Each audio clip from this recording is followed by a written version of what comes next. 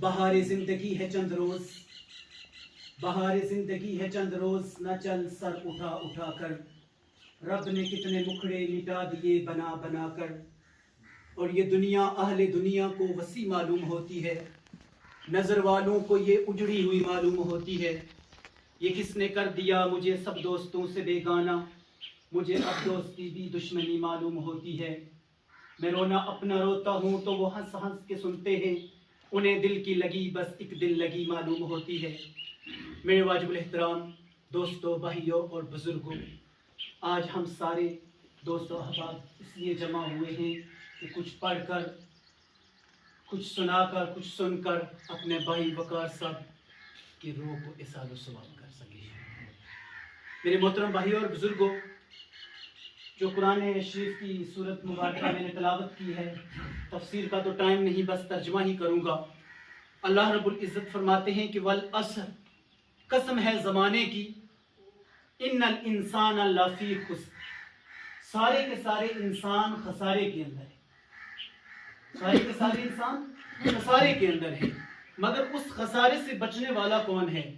فرمایا الا الذین آمنوا، وہ لوگ اس خسارے سے نکل چکے ہیں، وہ اس خسارے سے بچ چکے ہیں جو ایمان لے آئے۔ اب ایمان کیا ہے؟ کہ اللہ کو ذات و صفات کے سمیت تسلیم کرنا، اور حضور پاک صلی اللہ علیہ وسلم کی رسالت اور آپ کی ختم نبوت پر مکمل یقین رکھنا۔ یعنی اللہ ذات و صفات کے اندر وحدہ لا شریک ہے، اس کا نہ کوئی شریک ہے، نہ ثانی ہے، نہ ہمسر ہے، وہ تنے تنہا اور یکتا ہے، عزت اور ذلت کا مالک وہ تنے تنہا ہے، بیٹے اور بیٹیاں دینے کا اختیار اس کے پاس ہے، نفع اور نقصان کا مالک وہ تنے تنہا ہے۔ تو میرے محترم بھائیوں اور بزرگوں، جو ایمان لائے وہ اس خسارے سے نکل چکے۔ اب صرف ایمان کے اوپر گزارا نہ ہوگا، ایمان تو شرط ہے، لیکن ایمان کے بعد وَإِلَّا الَّذِينَ آمَنُوا وَعَمِلُوا الصَّالِحَاتِ، جو نیک اعمال کیے، ایمان کے بعد نیک اعمال کیے، اپنی زندگی حضور پاک صلی اللہ علیہ وسلم کی سنت کے مطابق گزاری، آپ صلی اللہ علیہ وسلم کے اسوہ حسنہ کو فالو کیا، جو ایمان لائے اور اعمال صالحہ یعنی نیک عمل کیے، اور آپس میں ایک دوسرے کو حق بات کی تلقین کی، الا الذین آمنوا وعملوا الصالحات وتواصوا بالحق، ایک دوسرے کو حق کی تلقین کی، حق کی نصیحت کی۔ جو حدیث مبارکہ میں نے آپ کے سامنے تلاوت کی، اس کا بھی یہی مفہوم ہے کہ دین سارے کا سارا نصیحت ہے۔ جب بھی دو چار مسلمان آپس میں مل کر بیٹھیں تو ایک دوسرے کو یا نصیحت کی بات کر رہے ہوں یا نصیحت کی بات سن رہے ہوں۔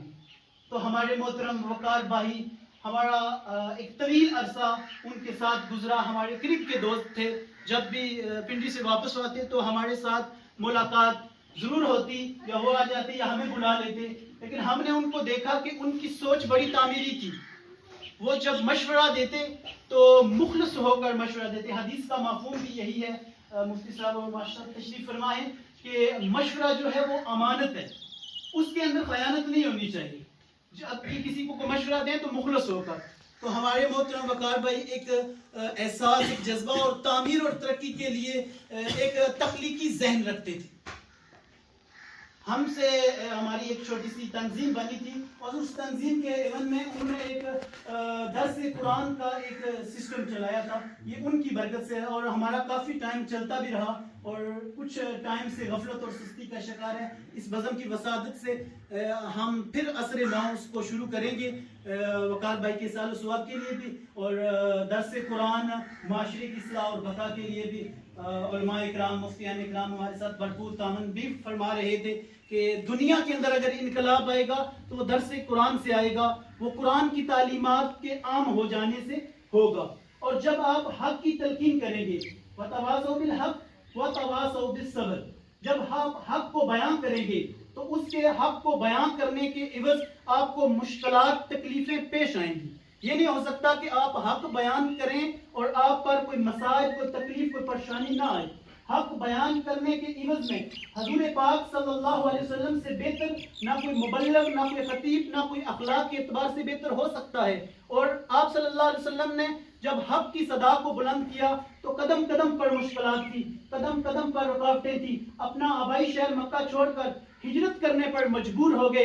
اصحاب محمد رضی اللہ تعالی عنہ آپ صلی اللہ علیہ وسلم کی دعوت پر لبیک کہنے کے عوض میں آپ کے جسموں کے اوپر پرخچے اڑائے گئے اور آپ کو آگ پر لٹایا گیا، گلے میں رسیاں ڈال کر مکے کے گلی کوچوں کے اندر گھسیٹا گیا، لیکن اس حال میں بھی اصحاب محمد ثابت قدمی سے ڈٹے رہے۔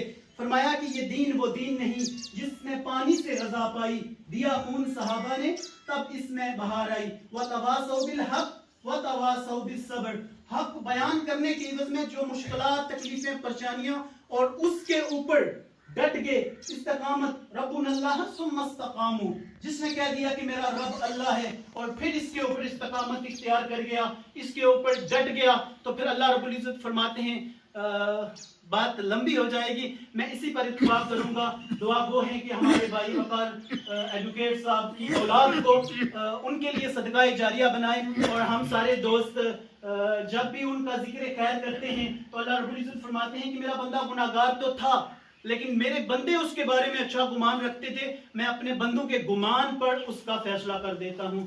تو میرے محترم بھائیو، آج ہم نے وقار بھائی کے جنازے کے اندر عجیب دیکھا، لوگ اظہار افسوس کرتے ہیں اہل خانہ سے، گھر والوں سے، لیکن وقار بھائی کے جنازے کے اندر ہم نے ایک دوسرے کے ساتھ لوگوں کو تعزیت کرتے ہوئے دیکھا۔ ہر ہی کہہ رہا تھا یار تمہارا بڑا قریب کا دوست تھا، اور ہر وقار بھائی کا ہر دوست یہ سمجھتا تھا کہ وقار بھائی کے سب سے زیادہ تعلق میرے ساتھ ہے۔ وہ ہر ایک کو اتنی عزت اور اتنی محبت دیا کرتے تھے۔ ہمیں بھی چاہیے کہ اپنی زندگی، کیونکہ موت تو انسانوں پہ آتی ہے لیکن کردار ہمیشہ زندہ رہ جاتے ہیں، معاشرے کے اندر ایک تعمیری سوچ کو پیدا کریں، آپس کے اندر محبت، اخوت اور بھائی چارے کے ساتھ۔ کوئی پتہ نہیں کب وقت اجل آ جائے۔ مفتی صاحب تشریف فرما ہے، باقی انشاءاللہ ہم ان کو سنیں گے۔